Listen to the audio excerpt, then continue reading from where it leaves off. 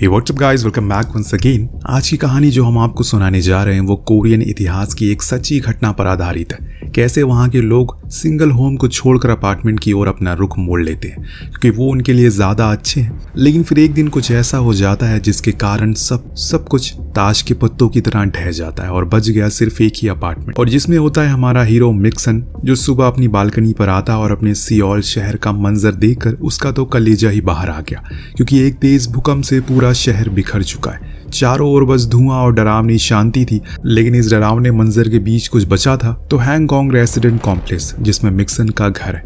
वो फौरन कुछ पानी की बोतल लेकर आया और अपने घर में रख दिया क्योंकि अब सप्लाईज के लिए मारामारी होना शुरू हो जाएगी। इस बीच उसकी नजर बाहर पड़ी तो देखा कि सर्वाइवर उसी के अपार्टमेंट के चारों ओर घेरा बनाकर खड़े हैं क्योंकि अब उन्हें आश्रय की जरूरत थी ताकि खुद को ठंड और भूख से बचा सके। मिक्सन फौरन भागकर अपने अपार्टमेंट की लॉबी में गया तो देखा वहां पर भीड़ लगी हुई है लोगों की। कुछ लोगों का कहना है कि उन्हें इस अपार्टमेंट को छोड़कर कहीं और चले जाना चाहिए, शायद ये भी कुछ देर में गिर जाए और इसीलिए दबकर मरने से बेहतर है कि बाहर ठंड में मर जाए। लेकिन कुछ का कहना था कि उन्हें यहीं रहना होगा, शायद कुछ देर में कोई सरकारी मदद उन तक पहुंच जाए। लेकिन अभी तक किसी से भी कोई प्रकार का संपर्क नहीं हुआ है। हर तरफ बस टेंशन का माहौल है क्योंकि किसी को कुछ समझ ही नहीं आ रहा है कि असल में वो करे तो करे क्या। इस बीच मिक्सन ऊपर आ गया, तभी उसकी बीवी मीना ने उसे कहा कि हमें फादर के घर चले जाना चाहिए क्योंकि अभी वहाँ सब लोग सेफ हैं।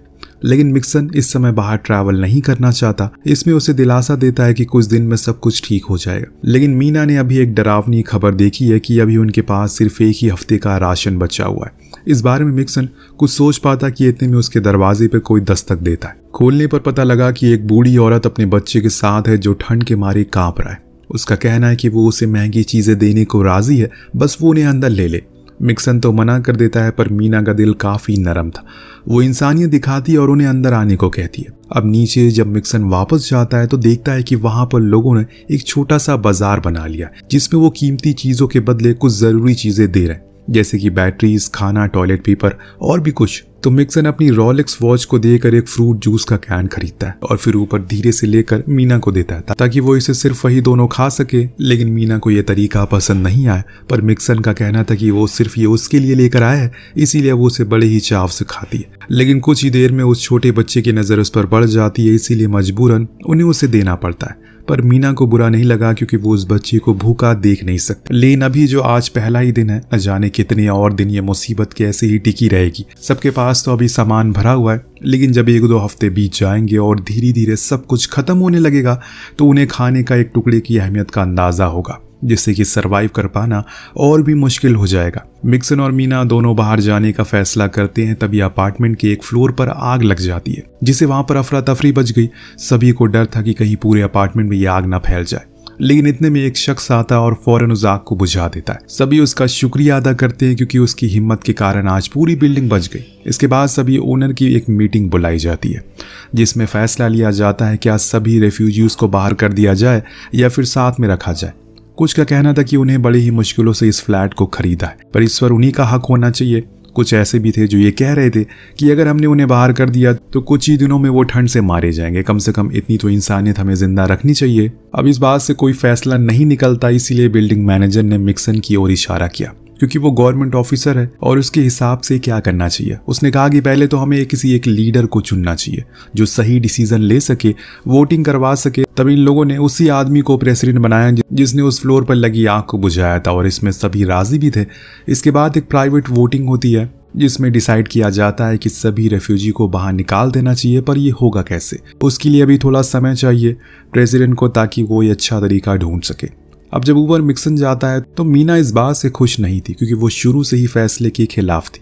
उसने मिक्सन से पूछा उसने किसी और को वोट दिया तो वो चुप्पी साध लेता है। शायद उसकी खामोशी में ही उसका जवाब था। खैर अब अगले दिन मैनेजर मिक्सन को कहते हैं कि एक डिफेंस टीम को ट्रेन करे। इस चीज़ में वो माहिर भी है क्योंकि वो आर्मी से है। अगर हमारे पास ऐसी टीम रहेगी तो हमारे लिए बेहतर होगा, काम करना आसान होगा। अब प्रेसिडेंट का फैसला भी आ गया था, अब सिर्फ बिल्डिंग में फ्लैट ओनर ही रहेंगे, इसीलिए सभी को बाहर गेट पर लाकर खड़ा कर दिया जाता है और कहा जाता है कि अब उन्हें इस जगह को छोड़ना पड़ेगा, जाकर कहीं और बसना होगा।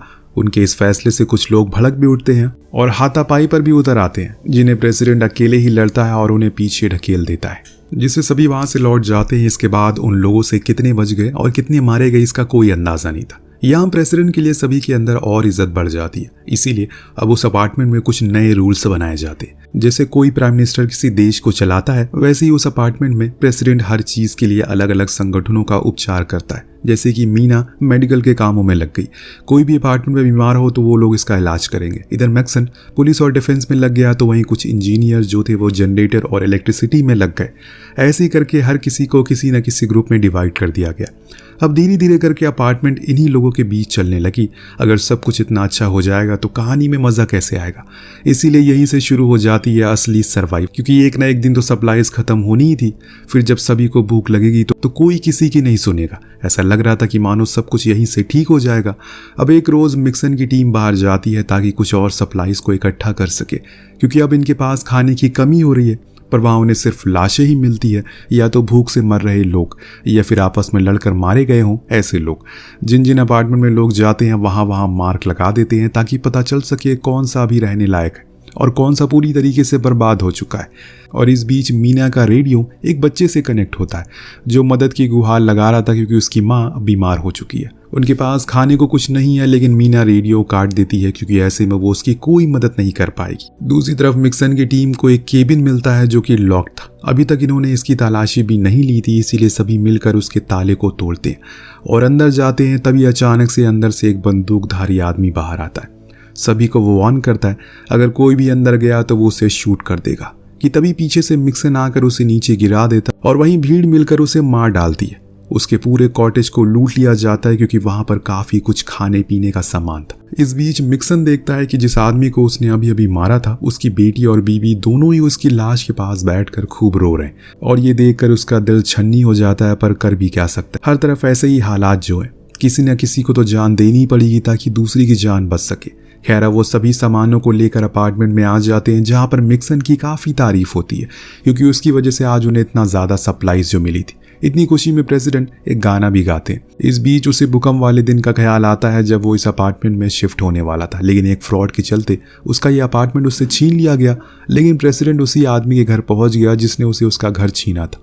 दोनों में बहस हो जाती है और इसी बीच प्रेसिडेंट ने उसके ऊपर एक लोहे के रॉड से वार कर दिया, जिससे वो वहीं मारा गया। और ये सब बूढ़ी माँ के सामने हुआ जो वहीं लेटी हुई थी। तभी बाहर से तेज भूकंप की आवाजें आई और बूम, सीन ब्लैक आउट हो गया। यानी कि अभी जो प्रेसिडेंट है वो इन लोगों से उसी दिन मिला था जिस दिन उसे आग बुझाई थी। उससे पहले वो इन्हें जानता भी नहीं था। खैर सभी मस्ती में झूम रहे थे क्योंकि आज नए साल की पहली रात थी। लेकिन अगले दिन सभी को जब खाना मिला तो वो भड़क गए। एक लड़की ने कहा कि हमें खाना हमारे काम के मुताबिक मिलना चाहिए, तुम उसी हिसाब से दो। इस बीच ऊपर मीना मिक्सन से उसी आदमी के बारे में पूछती है जिसको उसने उस दिन मार दिया था। तब मिक्सन बताता है कि उसने ऐसा कुछ नहीं किया, बल्कि वो जिंदा था। लेकिन मीना को सच पता है। वो उसे कहती है कि अब तुम्हें रेड पर जाने की जरूरत नहीं है क्योंकि अब हमें अच्छा खाना मिल जाता है। बाद में वो जाकर एक अपार्टमेंट के बाहर जाती है, उन्हें कुछ खाना और पानी देती है क्योंकि वहां उन्होंने एक रेफ्यूजी को शेल्टर दिया था। लेकिन इस चीज को प्रेसिडेंट देख लेता है। उसी समय प्रेसिडेंट की मुलाकात एक लड़की से होती है जिसको उसने अपार्टमेंट में रहने दिया क्योंकि वो उसे अच्छी लगती है। हालांकि वो भी खुद एक रेफ्यूजी ही है, लेकिन शुरू से ही उस लड़की पर उसकी नजर थी। इसीलिए आज वो जब सुबह मिलने जाता है तो उसके लिए एक हीटर लेकर जाता है ताकि उसके बदले में वो उसका फायदा उठा सके। हानिया भी उसकी इस हरकत को समझ गई थी, लेकिन वो अपने ही अंदर सारे सच को घोट कर रख देती। और कुछ ही देर बाद उसे मिलने मीना आई। तब उसे उसने कहा कि हर तरफ तबाही का मंजर है, लोग मर, लेकिन हमारी बिल्डिंग के लोग तो मानो एक दूसरे में ही मस्त हैं। वो किसी की मदद नहीं करना चाहते। उसकी इस बातों से वहां बैठे कुछ लोग खफा हो जाते हैं और उससे ही सुनाने लग जाते हैं, जिससे हानिया का सब्र टूट जाता है और उसे चीख चीख कर सबके सामने कह दिया कि प्रेसिडेंट उसके साथ क्या क्या करता है। लेकिन तभी अचानक से नीचे से कुछ चीखने की आवाज सुनाई देती है। पता नहीं ये आवाज कहाँ से आ रही है। अगली सुबह जो कोई भी छुपकर इस बिल्डिंग में रह रहा था उन्हें बाहर कर दिया जाता और इन लोगों ने ये काम किया था। और जिन लोगों ने उन्हें छुपाने का काम किया था उनके घर के आगे लाल रंग से मार्क कर दिया जाता है क्योंकि अब उन्हें किसी प्रकार की कोई सप्लाईज नहीं मिलेगी। ऐसा प्रेसिडेंट का बनाया हुआ एक रूल था। वो सभी को इकट्ठा करके उनसे कहता है कि अब हमें एक साथ रहना होगा, किसी दूसरे को हमारी सप्लाईज का फायदा नहीं उठाने देना है। जिन जिन लोगों ने गलती की है 100 बार मुझसे गलती हुई ये कहना होगा, पर इस बेइज्जती को एक आदमी सहन नहीं कर पाता और ऊपर से कूद कर अपनी जान दे देता है। इस चीज को देखकर मीना एकदम सहम जाती है क्योंकि ऐसा कुछ हो जाएगा उसने कभी सोचा भी नहीं था। अब इस बार दफनाने के बजाय उस आदमी की बॉडी को जला दिया जाता है, क्योंकि लोगों का कहना था कि जो पहले बॉडी को दफन किया गया था उनमें से कुछ गायब भी हैं। अब दोस्तों समय ही ऐसा है, क्या कर सकते हैं, इंसान कोई मदद करने वाला है नहीं। और इस बीच कॉरिडोर में न जाने कहां से लेकिन पानी आने लगता है। लोग इस बात का जश्न मनाने लगते हैं, अब उनके पास पीने का कम से कम पानी तो है। इस बीच हानिया आकर मीना को सब सच बता देती है कि वो असल में प्रेसिडेंट की सच्चाई जानती है, जो कुछ भी उसने उस मकान मालिक के साथ किया। वहीं दूसरी ओर प्रेसिडेंट एक स्क्वाड के साथ फिर से फूड सप्लाईज ढूंढने निकलता है, जहां उन्हें एक बेसमेंट दिखता है जिनके अंदर मिक्सन को भेजा जाता है, जिसे वहां पर एक स्टोर का गेट दिखा जो उनके लिए खुशखबरी थी, क्योंकि अंदर सप्लाईज मौजूद थी। इधर बिल्डिंग में मीना जैसे तैसे करके प्रेसिडेंट के फ्लोर पर पहुंची, जहां उसे एक बूढ़ी औरत दिखी जो उसी आदमी की माँ थी। उसे पूछने पर पता चलता है कि उसका बेटा तो फ्रिज में है, जिसे खोलने पर मीना को उसमें असली मकान मालिक की कटी हुई लाश मिलती है। अब जो देखकर वो दंग रह गई। इधर एक और जब ये लोग वापस लौट रहे थे तो इन्हें कुछ ऊपर से पत्थर गिरने लगते हैं, जो जानबूझकर कुछ बाहर के लोगों ने गिराया था, जिसमें काफी लोग मारे भी गए और जख्मी भी हुए। तभी वहां मीना वो फ्रिज लेकर आती है और सभी के सामने प्रेसिडेंट की पोल खोल देती है, जो देख वो अभी अपनी सफाई देना शुरू करता है, लेकिन उसकी इस बात से सभी बौखला गए थे।